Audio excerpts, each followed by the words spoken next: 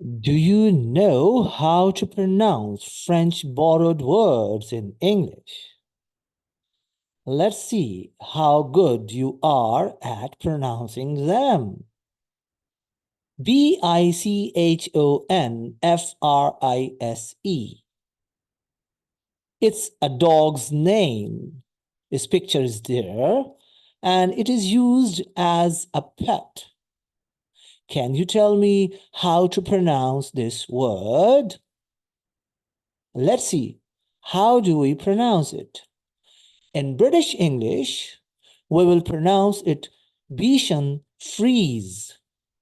BICHON FRISE. And in American English, its pronunciation is same. BICHON FRISE. I repeat, BICHON FRISE. Thank you for watching.